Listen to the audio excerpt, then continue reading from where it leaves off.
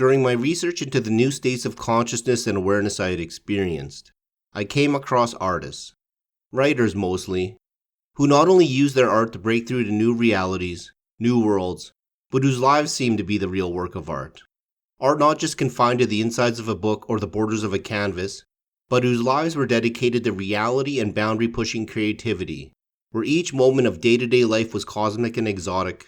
not just cosmic and exotic when the artist sat down to create, then returned to the birth, education, family-consumed death cycle that is perceived to be the only way to live by this self-entranced, self-hypnotized world. Though at the time I decided to take on the social role and construct and try to become what is known to be an artist,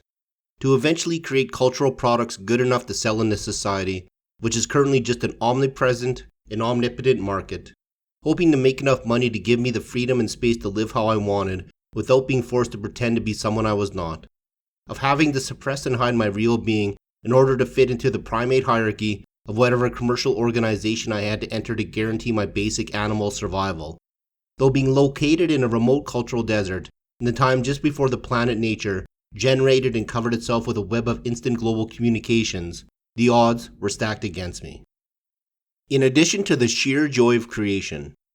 that spontaneous generation of something from nothing, the birthing of beautiful and mysterious objects of form, underneath the conscious desire to create in order to become a working professional artist, the mysterious forces that were working and growing within me, that intelligent and conscious force dormant in us all, our true evolutionary destiny was using the art I created for its own purpose, largely unaware of my conscious surface mind and awareness.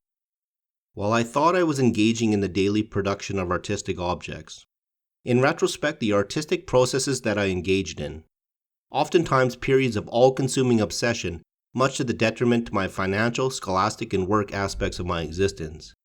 the aftershocks of those periods still exerting an effect on my life to this day, were tools and techniques to delve deeper into, to reveal, alight aspects of mind, self, and reality that were previously hidden to that nascent and rudimentary state of awareness I had, machines to increase self-awareness and consciousness,